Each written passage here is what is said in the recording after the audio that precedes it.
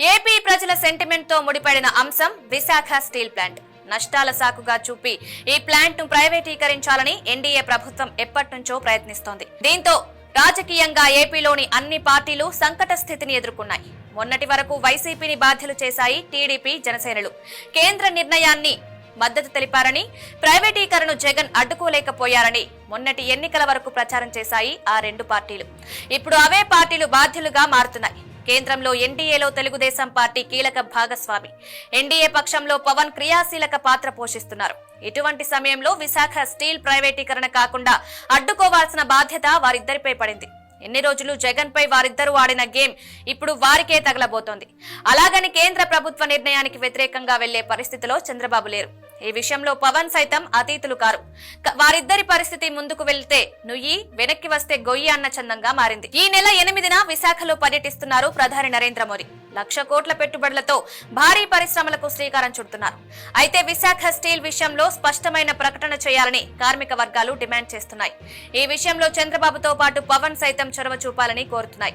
ఒక విధంగా చెప్పాలంటే ఆ ఇద్దరు నేతలకు ఇప్పుడు సంకట స్థితి.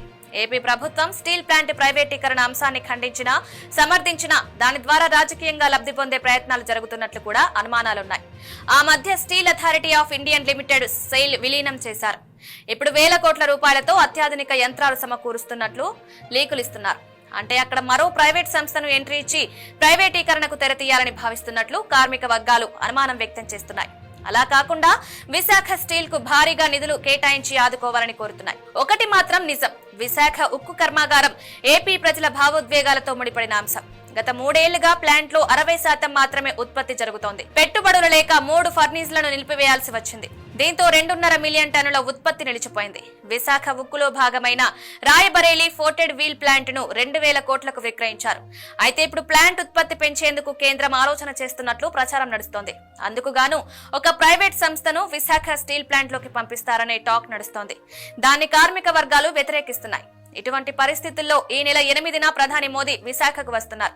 దీంతో ఆయన ఎలాంటి క్లారిటీ ఇస్తారో చూడాలి. ప్రతికూల నిర్ణయం ప్రకటిస్తే మాత్రం అందుకు ముమ్మాటికి మూల్యం చెల్లించాల్సింది ఏపీలో కూటమి ప్రభుత్వం.